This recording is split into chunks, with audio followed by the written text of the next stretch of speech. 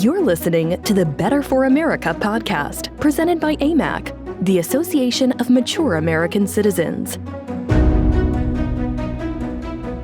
Hello, everybody. I'm Rebecca Weber, and this is your AMAC podcast, Better for America.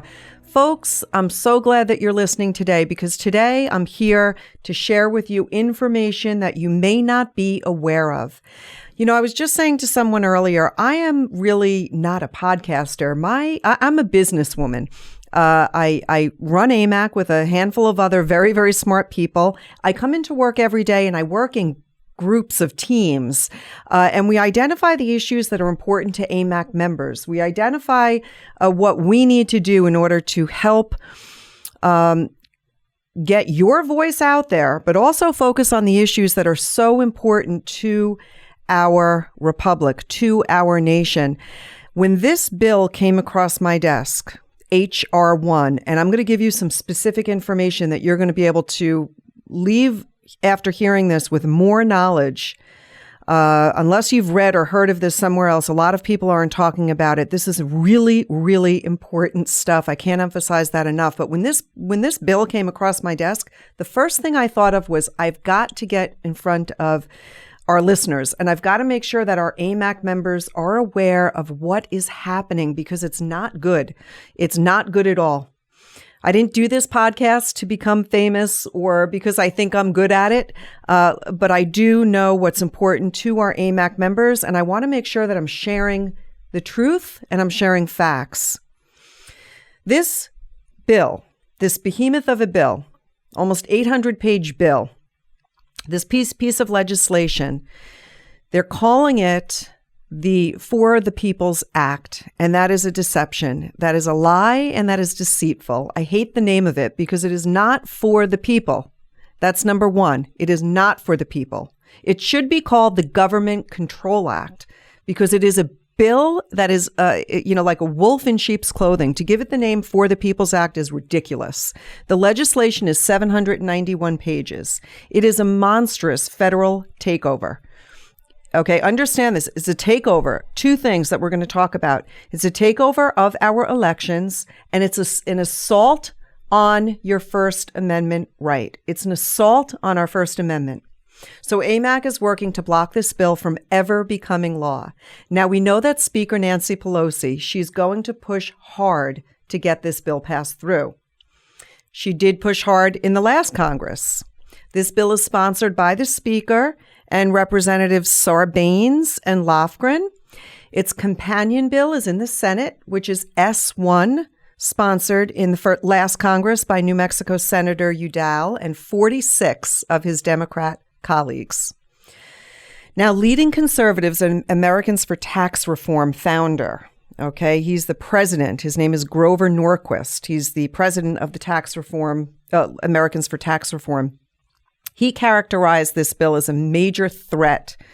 It poses a major threat, he said, to your freedom and liberty. And he outlined it in this way. He said, congressional Democrats have a plan to forever keep Republicans from winning elections and influencing policy decisions. And they're going to do it with H.R. 1, this deceptive bill for the People's Act. They want to prevent Republicans from ever winning elections, and they want to prevent Republicans from influencing policy decisions. And that is the truth. If you like that, then you'll like H.R. 1. But if you don't want Democrat takeover and single party rule in our country, then you really need to know about H.R. 1 because it's dangerous. It's not American.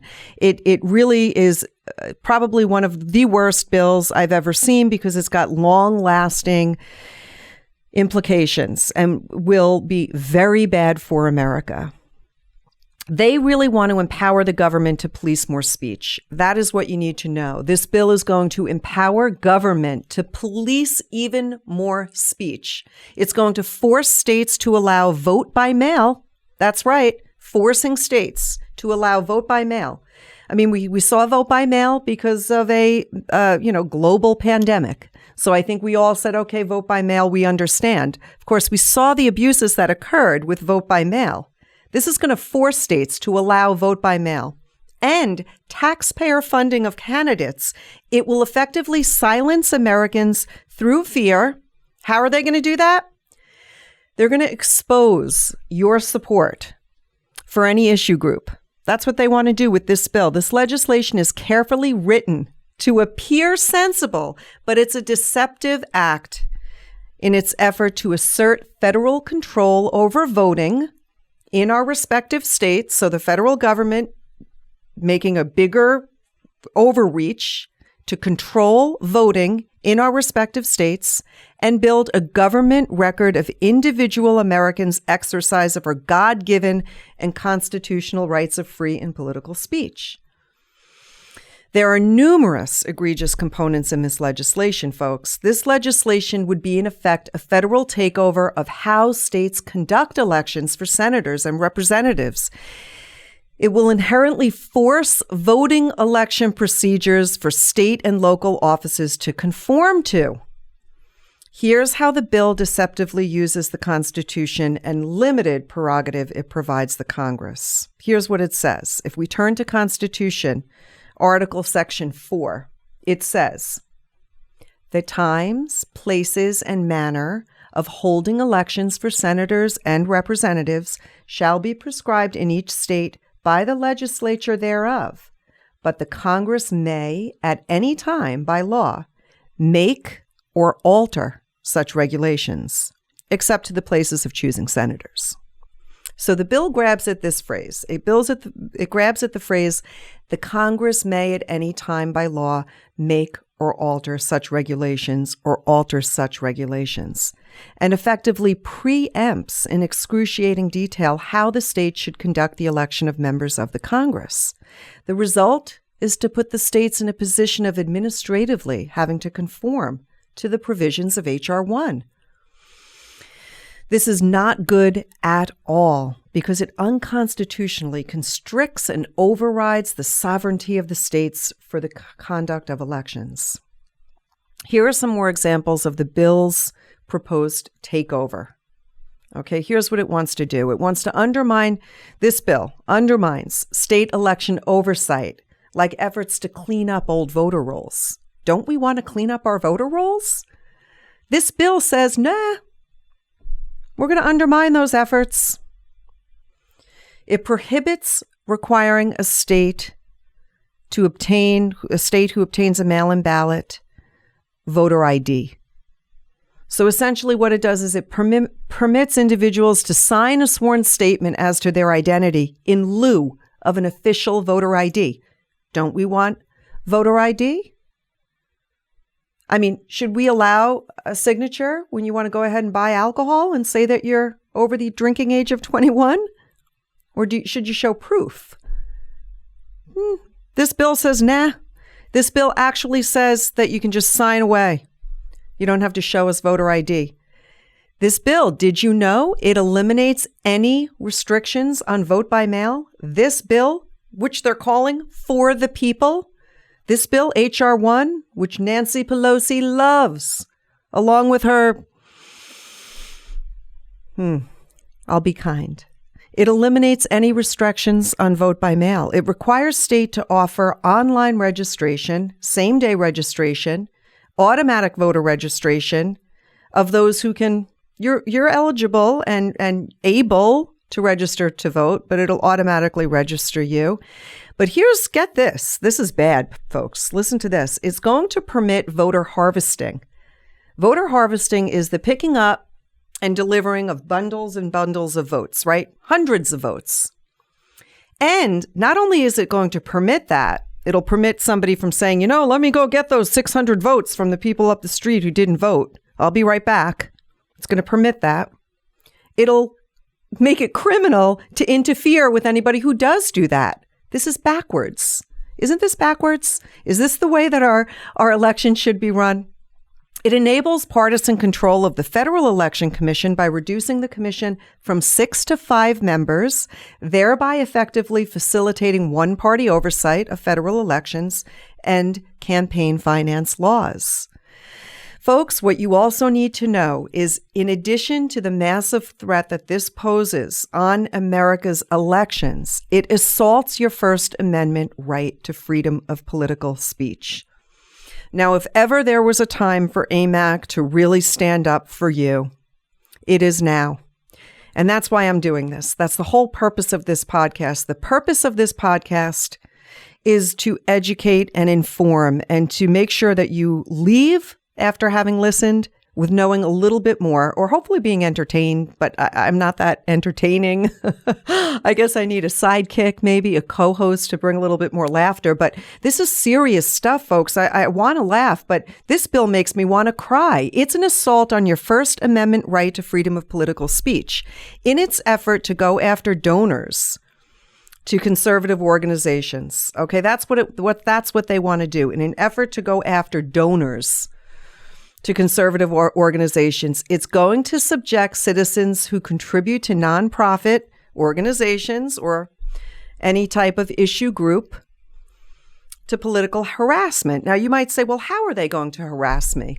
Well, they're going to make sure that your personal information is available in a nationwide searchable government database.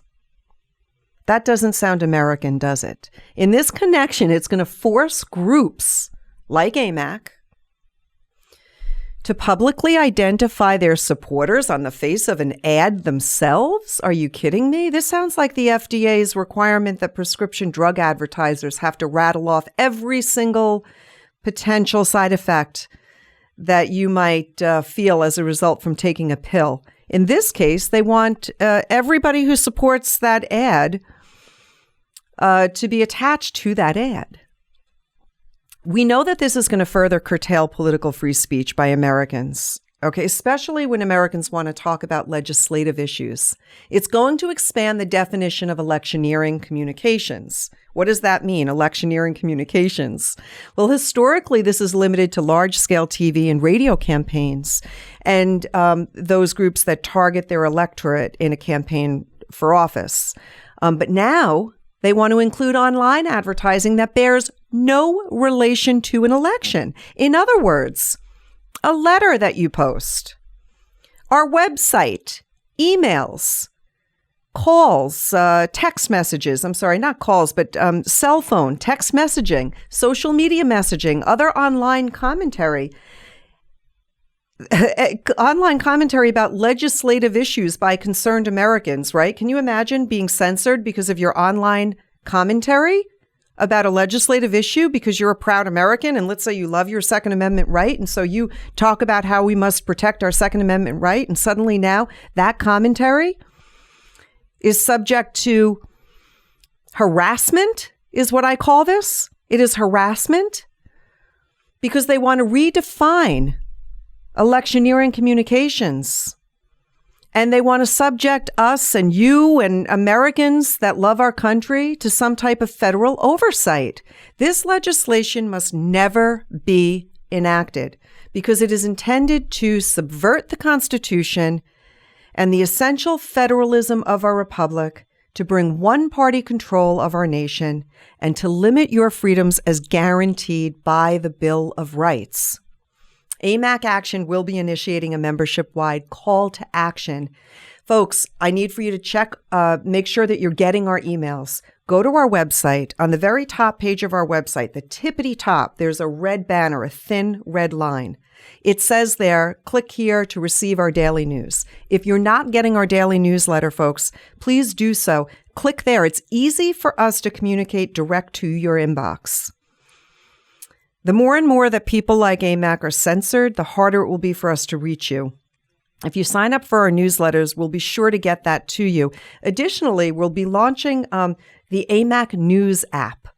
I'm very excited about the AMAC News app because it will allow you to share articles. It will allow you to receive text notifications and updates as it relates to any AMAC advocacy, any particular pieces of legislation that we're supremely focused on are going to be laid out for you. We're going to educate you on all of the issues that we know are important to AMAC members who love our country. But we've got to prevent this bill from passing. So AMAC is working for you, and you need to know that. Share this podcast. Let people know that there is an organization that was built because we love America and we wanted to preserve the wonderful, wonderful virtues that our country was really built on, the traditional values of faith, family, and freedom. We are going to need your help to amplify the voice of opposition to H.R. 1. I can't say enough that we are going to need your help. So look for details regarding this call to action on AMAC's websites, amac.us, amacaction.org. Both sites are linked so you can receive information. So if you'd like more detail on H.R. 1, more detail on the provisions, just give our website a look. Thank you so much for listening. Thank you for listening to the Better for America podcast. To learn more about AMAC and all it has to offer, visit us at www.amac.us.